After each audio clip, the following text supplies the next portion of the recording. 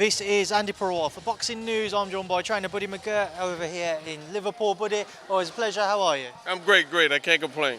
I'm glad to hear it. We were just having a little chat there off camera. It's a busy time for you on the UK front. You obviously had Callum getting ready for Artur Beterbiev up until the recent postponement, which we will come on to. Dillian Whyte getting ready for that big rematch with Anthony Joshua next week. And the recently announced Joshua Buatsi-Azeez versus your man Azeez fight. Yeah, busy time on the UK front. That's great. I mean, boxing is booming right now, and over in the UK it's very busy as always, and the people here are great, so I love being here. It doesn't bother me at all. Let's just start off with the reason we're here in Liverpool. I'm here in Liverpool, obviously catching up with the Smith brothers, yourself and Mundo there. Disappointing news the other day that Artur Beterbiev had to pull out of the fight. What's your understanding, your frustrations around having a camp which has kind of wasted? Well, I'm not going to say wasted because it just gives us more time to prepare. Camp has been great, and hopefully we can get something before that just to stay busy and keep the tools sharp. What did you make of finding out that Beterbiev had to pull out through his injury? Hey, listen, it's boxing, man. So I mean, I wish he has a speedy recovery and everything goes well, but that's boxing, man. There's nothing you can do about it. Going into the fight, there was a lot of talk about how people felt if Callum was to be successful, he would have to at some point be a bit of a firefight and it would come down to who was the last man standing. Was that something that you was preparing for, something that you was envisaging if Callum was to have his hand raised? Say that again now. Was you expecting it at some point, if it had gone ahead, it would have had to be a bit of a firefight, both men standing, trading? Oh, definitely would have been a fight. Bullets and gun smoke. It definitely would have been a firefight, without a doubt. What was Callum's best route towards victory for you? I know you don't want to give too much away because it obviously will be rescheduled, but yeah. I mean, the key really is his left jab. He's got a hell of a left jab, and you can make it an easy night, you can make it a hard night. People remember Artur's performance against Anthony over here. He obviously fought Callum Johnson, another British fighter. I asked Callum this, I'll ask you, do you look at kind of those performances and do you see it as slowly aging and declining Artur Beterbiev at all? I think that I don't think he's slowing, I don't think he's aging. I think that when the opponent is more dangerous, he becomes more dangerous. I think sometimes in fights, most guys sometimes at this level, some stay here, but if they fight a guy then they go through the motions and they do just enough to win. You know what I mean? So I know for Callum Smith, he was going to be 100% for Callum.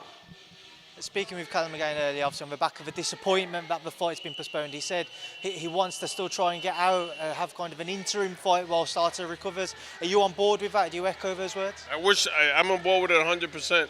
I mean, it's too long of a layoff. We got to stay busy. How difficult will it be to find the right level of opponent then? Because I don't imagine you want something too risky, but also you don't really want a walkover. To be honest, whatever, if it's a walkover could be risky. Anything's risky. You just got to prepare like it's for the championship. I'm just going to come away from Callum. Obviously, another charge of yours is training just up the road in Manchester, Dillian Whyte. How's he looking ahead of his rematch with Anthony Joshua? He's looking very good, and right now we just got to maintain until next week. You said maintain. How does this fight for you guys, how do you want it to play out? How do you want Dillian to have his success against Anthony? I mean, listen, how can I put this here? We got to go out. We got to make it a war, man. We can't go out and try to outbox him or stay on the outside. We got to go in there and handle our business. People obviously critical of Dillian's performance against Jermaine Franklin. With that in mind as to how you want him to approach the Anthony Joshua fight, are you confident that you can pull that out of him for this fight?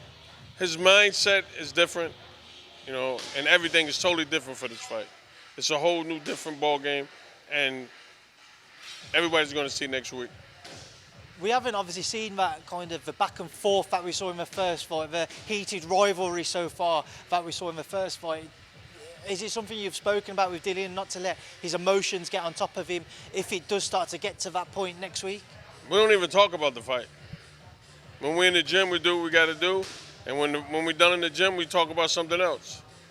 But again, that was, I don't know how many years ago that they fought, but I think they're both a little older, more mature now. Looking at the most recent performance of Anthony Joshua against Jermaine Franklin, Buddy, what weaknesses do you feel like you can exploit? Well, I can't reveal that. You know, I have to ask. I can't. No, I understand. I can't reveal that. And to be honest, I only saw like 30 seconds of his fight with Franklin. People have questioned recently whether Anthony's maybe become a little bit gun-shy over the past few years of his career.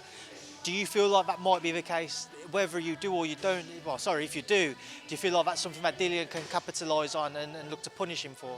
I don't think he's gun shy. I personally believe that if his back is pushed against the wall, he's going to come out fighting. So, you know, I'm not looking at it as he's being gun shy, or he's being this or he's being that. No, we get prepared for the best Anthony Joshua there is.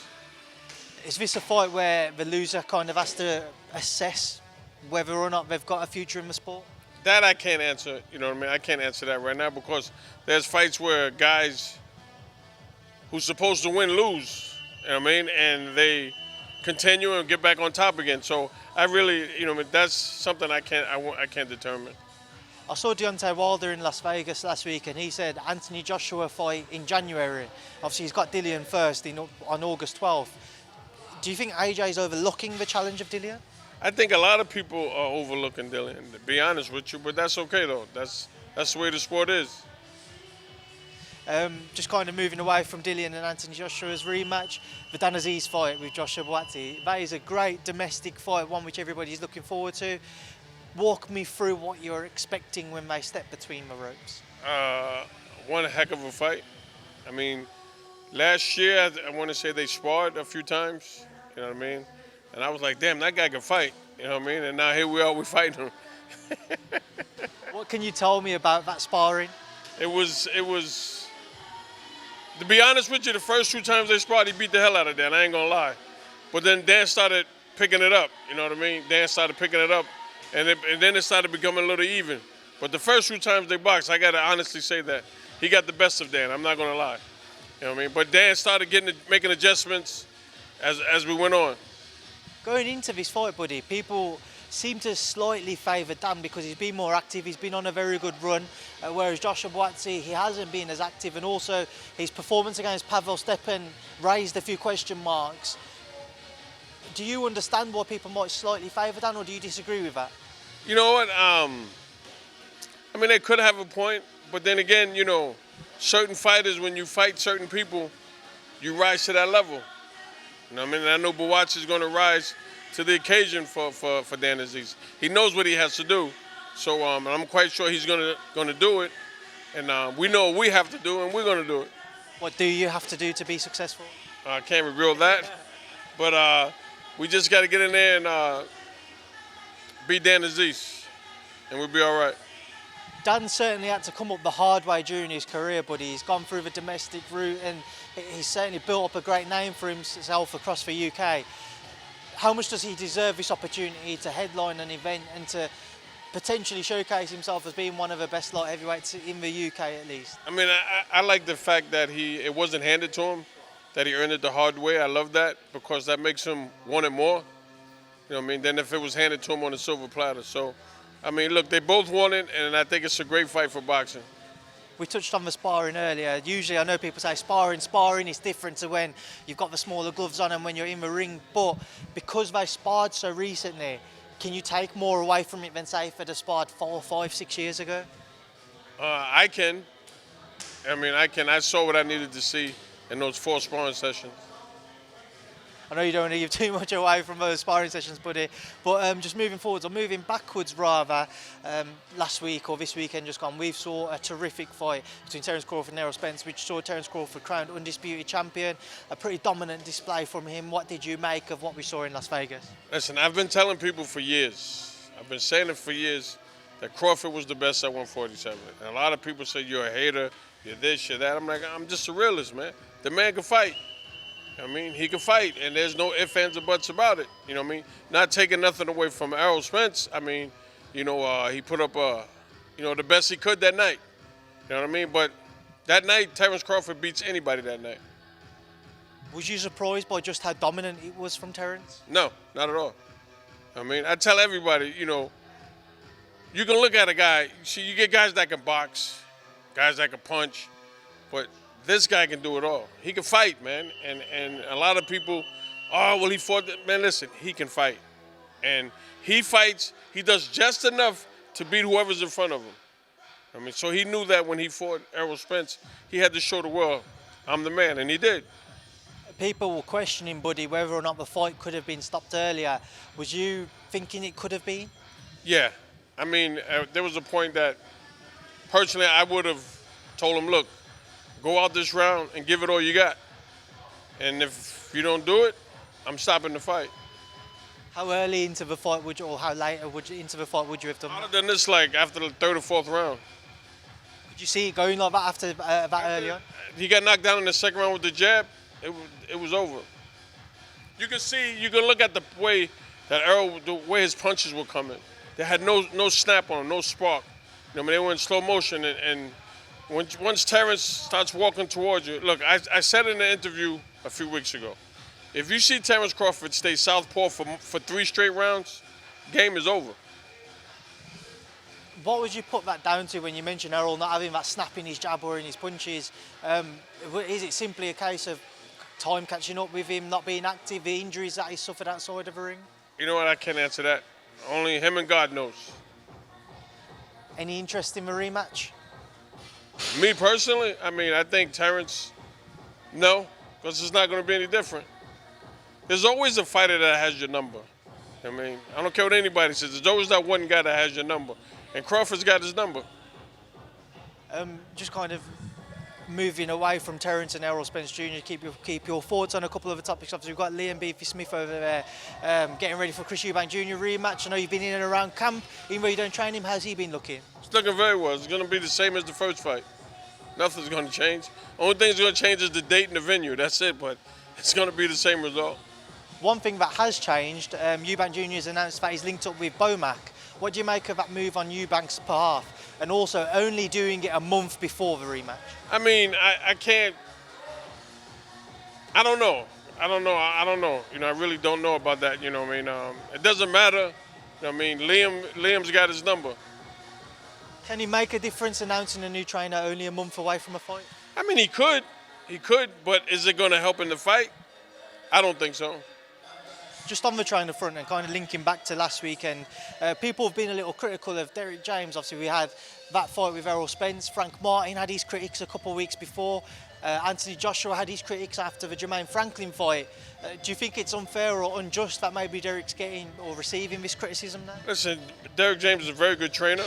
I mean, you know, I have nothing bad to say about him. You know what I mean? I think, you know, it's funny. You know, it's funny how when a guy's doing good, they love you. But once your guys start doing a little shaky, then they start talking bad about it. I don't understand it, but that's just the way it is, you know what I mean? See, in boxing, if your guy loses a fight or looks bad, you got to wait 3, 4, maybe 5 months before you can redeem yourself. In basketball or football, you can the following week or 2 days later, you can come back and win a couple of great games. Now you're the greatest coach again. So that's just the way the game is, man. And you know, you're going to have your critics. And no matter what you do, no matter how you do it, you're going to have your critics. Does that play on a coach's mind also? You look at it like this, obviously, he's just had a big defeat with Errol Spence last week, and now next week, so 2 weeks on, he goes into a massive heavyweight fight. His second with Anthony Joshua, where he got criticised for how he performed in the first fight. Will that be on his mind that he might want a big performance now? I don't think it'll be on his mind. You know what I mean? He's been in the game long enough to understand and just keep it moving. Keep moving. We'll keep this chat moving as well. Final thing to get your thoughts on Tyson Fury, Francis Ngannou.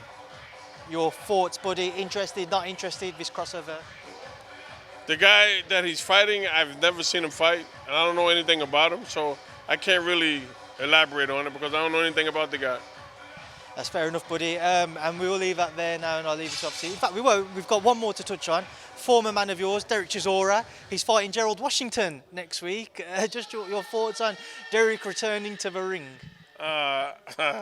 He told me he was going to make it happen, and he did. Do you want to see him continue to box? I mean, honestly, no, but he's going to beat Gerald.